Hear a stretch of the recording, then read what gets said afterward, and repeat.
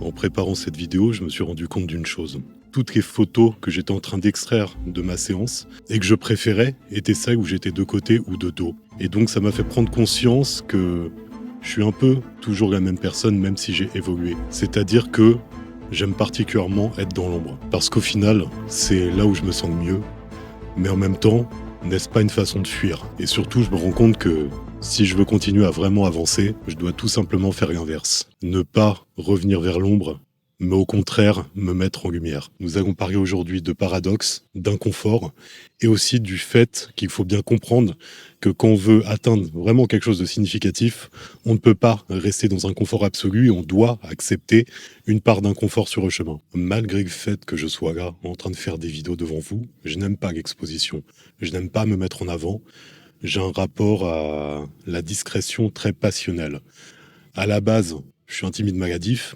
Avec le temps, ça s'est transformé en une forme de réserve et d'introversion choisie avec le temps également. Je ne souhaite pas devenir extraverti.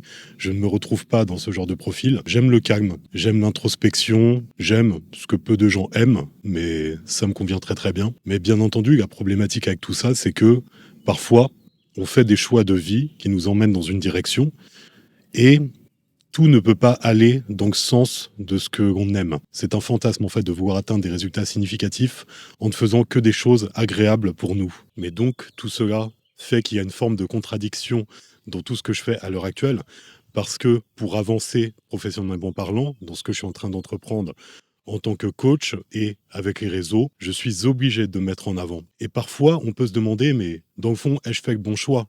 Mais là ça me revient à demander pourquoi n'ai-je pas cherché une situation idéale où toutes les cases me conviendraient? Mais ça, encore une fois, c'est un rêve. D'autant plus que, si je regarde mon parcours, ce qui m'a toujours le plus passionné, ce sont des choses où je devais me mettre en avant. Et mon facteur limitant a été le fait que je n'arrivais pas à me mettre en avant. Notamment lorsque j'ai fait de la musique il y a de nombreuses années. Le domaine musical, comme tout ce qui est artistique d'ailleurs, il y a une nécessité de se mettre en avant. On a beau dire ce qu'on veut, faire les intégristes musicaux, on veut se produire devant du public, on veut pas se produire devant trois potes. Donc à partir de là, il y a une nécessité d'exposition. Et je me souviens qu'à l'époque, une anecdote toute bête, mais à un moment j'étais dans un groupe où les autres membres me disaient « Oui, quand on est en répétition, tu devrais t'entraîner au niveau de ta gestuelle pour nos futurs concerts. » Et moi, je répondais « Non, mais c'est bon, je le ferai quand je serai sur scène. » Ce qui est un non-sens absolu puisqu'il n'y a pas eu de préparation. Avec le stress de la scène, on oublie tout ce qu'on avait envie de faire. Et à partir de là, il y avait absolument zéro présence scénique, le charisme d'un pâté en croûte. Donc, c'était de ma faute. Mais à l'époque, je m'auto-persuadais d'avoir raison. Et justement, je ne veux pas retourner dans ces travers à l'heure actuelle. Parce que créer du contenu, faire des vidéos, me prendre en photo, c'est inconfortable. Ça l'est toujours, alors que ça commence à faire quelques années que je fais ça. Mais c'est toujours inconfortable pour moi, moins qu'au début quand même. Mais il est primordial de persévérer pour que je puisse réussir à avancer. Parce que j'ai fondamentalement conscience que je dois accepter ce prix à payer pour réussir à avancer. Je dois accepter une part d'inconfort dans mon chemin. Et c'est ça, mon inconfort à l'heure actuelle. Le regard des autres, je ne l'ai jamais recherché.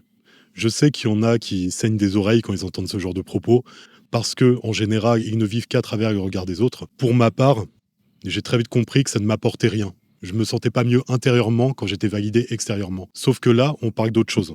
On parle d'une évolution professionnelle qui est dépendante de sa visibilité. À partir de là, si je veux que mon travail touche, il faut qu'il soit vu. Ce qu'il faut savoir, c'est que tout le contenu que vous appréciez consulter, c'est le fruit d'un prix à payer. C'est le résultat d'un effort invisible, concept dont j'ai parlé dans une des précédentes vidéos. Ce que je veux dire par là, c'est que quand vous voyez par exemple, pour ce qui est de la musculation, un physique ou par exemple une vidéo YouTube qui vous plaît, pour tout ça, il y a énormément de travail derrière. Pour ce qui est du physique, on en a parlé plus d'une fois. Pour ce qui est d'une vidéo, par exemple, c'est un travail de montage. Je parle pas des miennes, hein, bien entendu, parce que c'est très rudimentaire. Mais pour ceux qui sont plus avancés, c'est beaucoup de travail, de préparation, de montage, d'heures sacrifiées, entre guillemets, pour produire ce produit.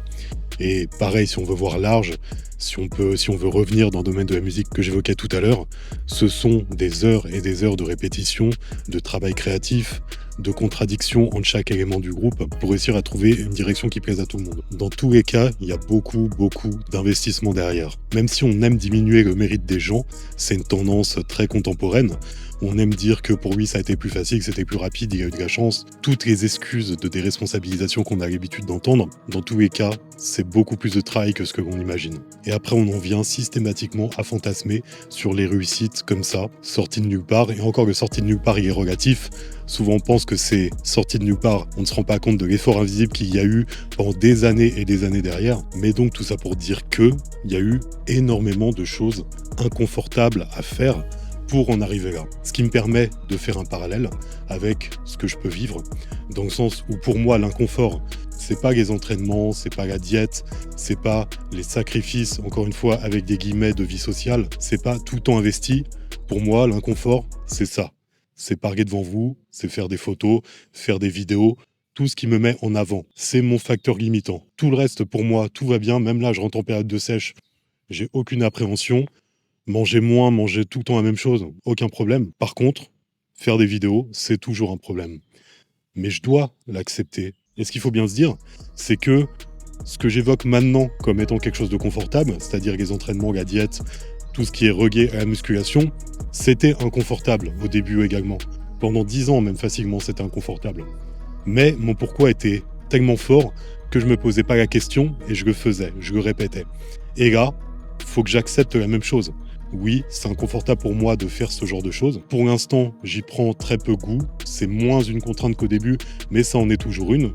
Peu importe, c'est mon prix à payer. Je l'ai bien compris, je l'ai bien assimilé, et je n'ai qu'à continuer dans cette direction. Au final, c'est comme s'entraîner sans envie. C'est comme continuer, même quand les résultats ne suivent pas, ce que j'ai connu pendant des décennies. Mais pour moi, s'exposer, ça fait partie du processus.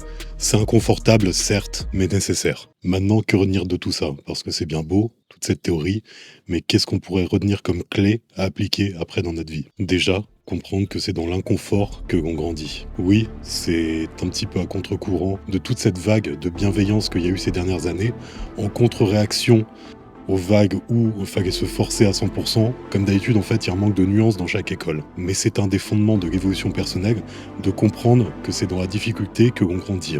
Bien entendu, je ne dis pas d'avoir que de la difficulté et de passer son temps à se confronter toujours à des choses extrêmes, bien sûr que non, mais c'est en accomplissant des choses inconfortables que l'on se développe, que l'on acquiert plus de compétences, plus de contrôle sur soi, et donc par extension plus de possibilités d'évolution par la suite. En fait, c'est simple, il n'y a pas de croissance sans inconfort. Je pense que vous avez pu l'observer dans votre vie, quand vous êtes dans quelque chose de purement confortable, et encore quand je dis confortable, on va dire plutôt tiède, vous savez, ce genre de période de vie où on ne ressent plus rien ne nous anime, on se sent creux et vide, eh bien c'est tout simplement parce qu'on ne s'est plus confronté à de l'adversité. On est rentré dans une forme de routine, mais une routine non constructive. Et à partir de là, on se sent sans énergie, vidé de toute substance. D'où l'importance, dans ce genre de cas de figure, de repartir vers quelque chose de nouveau. Un nouveau projet, une nouvelle pratique, un nouveau hobby. On n'est pas obligé de partir toujours dans quelque chose d'extrême, bien évidemment. Ça peut être juste dans un nouveau loisir, mais quelque chose qui nous anime à nouveau. Et justement, en partant sur quelque chose de nouveau, nous allons être confrontés à de l'inconfort. Et le point donc le plus fondamental à retenir de tout ça, de toutes mes tournures de phrases alambiquées que je vous assène depuis le début de cette vidéo, c'est que on veut des résultats sans prix à payer, mais ça n'existe pas. Dédicace à tous ceux dont le rêve est de gagner au loto. Pourquoi on veut ça? Parce que justement, on veut les bénéfices de la richesse, c'est-à-dire la consommation, en pensant que c'est ça qui va nous apporter le bonheur, mais sans l'inconfort que l'on devrait vivre pour générer une telle richesse. Et c'est toujours la même chose en fait. On va critiquer les gens qui réussissent en fonction du terme que vous donnez à ce mot-là. On va les critiquer, ou on va les envier, ou on va les rabaisser en fonction de votre profil. Mais on ne veut pas une seule seconde du prix qu'ils ont payé pour en arriver là. Et encore une fois, on le minimise, on le néglige, ou on n'arrive même pas à le concevoir. Parce que c'était du travail invisible. Ça, on peut en parler juste dans le domaine de la musculation, juste dans le domaine d'un sport autre, d'une pratique récréative, d'un loisir que vous avez, dans votre vie professionnelle, dans votre vie relationnelle, dans tout, il y a un prix à payer. Et vous voyez, tiens, c'est intéressant que j'évoque les relations, mais c'est la même chose. Certains fantasmes d'une grande relation, ils ne veulent pas en payer le prix. C'est quoi payer le prix? C'est s'investir dans la relation, c'est la nourrir, c'est l'entretenir. Ça parle très vite de routine parce que on attend toujours que ce soit l'autre qui fasse tout le travail pour casser notre routine. Mais c'est un travail d'équipe. C'est ce que beaucoup de gens ont trop tendance à oublier. On se nourrit mutuellement, on se tire mutuellement vers le haut. Et on ne va pas dans une relation pour attendre que l'autre s'occupe de nous et nous épanouisse. C'est pour ça qu'on est très souvent dans des relations dysfonctionnelles en fait. L'investissement personnel est toujours à la base de tout ce que l'on entreprend si l'on veut que ça aboutisse. Maintenant, nous sommes tous confrontés à différents niveaux d'inconfort pour avancer. Pour mon cas, c'est me mettre en lumière, me mettre en avant. Pour d'autres personnes, ça va être des choses complètement différentes. Mais nous avons tous nos propres combats, nos propres démons. Faut surtout pas les fuir. Faut les combattre, faut les affronter, faut les analyser, découvrir quel est le sens derrière tout ça. Et c'est en nous reconnectant au sens que l'on met sur les choses que l'on trouve la force pour continuer d'avancer. À chacun son combat. Le mien, aujourd'hui, c'est d'accepter de me montrer. Parce que j'ai compris que rester dans l'ombre, c'était me trahir.